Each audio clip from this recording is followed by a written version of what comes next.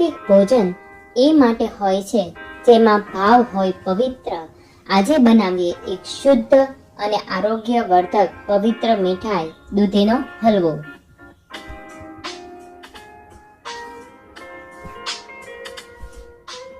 પ્રેમપૂર્વક ભોજન બનાવવું એ પોતે એક સાધના છે. દૂધ, દૂધી અને ઘી ત્રણેય પવિત્ર તત્વો છે.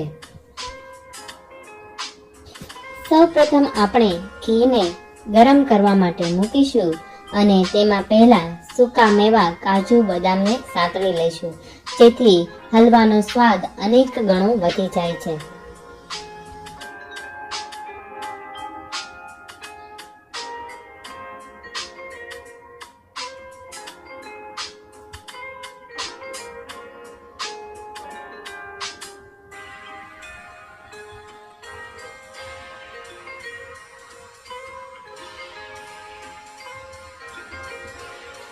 કાજુ બદામ સતળાઈ ગયા પછી આપણે તે જ ઘીમાં દૂધીનું ખમણેલી ઉમેરીશું.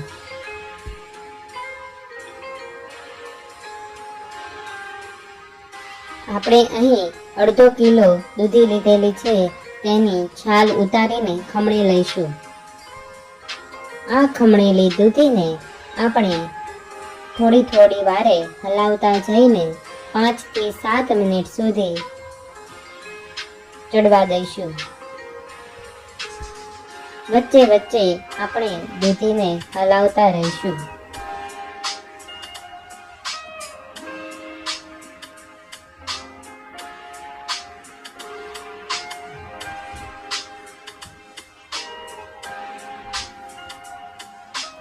હવે દૂધીનો કલર થોડો ચેન્જ થઈ ગયો છે અને તે અડધી થઈ ગઈ છે, એટલે કે દૂધીમાં રહેલો પાણીનો ભાગ બળી ગયો છે.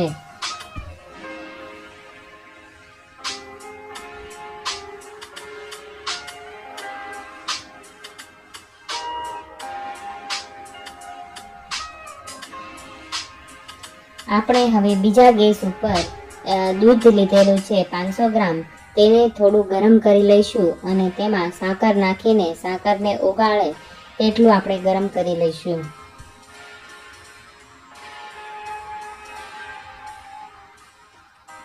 હવે આપણે જે દૂધી ખમણેલી ચડી ગયેલી છે તેમાં દૂધ મિક્સ કરીને હલાવતા જઈશું અને ઉકાળીશું.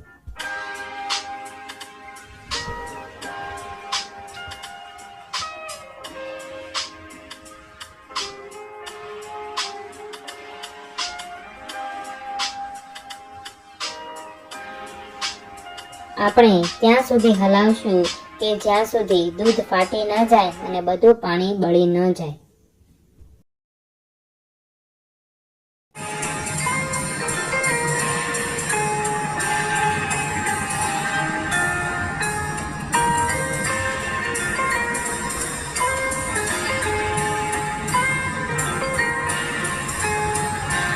હવે આપણું બધું પાણી બળીને તૈયાર થઈ ગયું છે. હવે તેમાં આપણે કાજુ, બદામ અને દ્રાક્ષ ઉમેરીશું.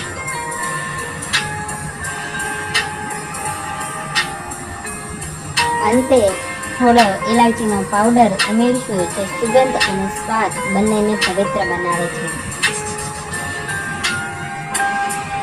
જે ભગવાનના ભોગ માટે યોગ્ય અને આપણા મન માટે શાંતિદાયી એવો દૂધીનો હલવો તૈયાર છે, જે જોતા જ મોઢામાં પાણી આવી જાય છે. જો મારો વિડીયો ગમ્યો હોય તો ચેનલને લાઈક, શેર અને સબસ્ક્રાઇબ કરો અને આવા જ નવા વિડીયો જોવા માટે ફરી મળીશું. આભાર.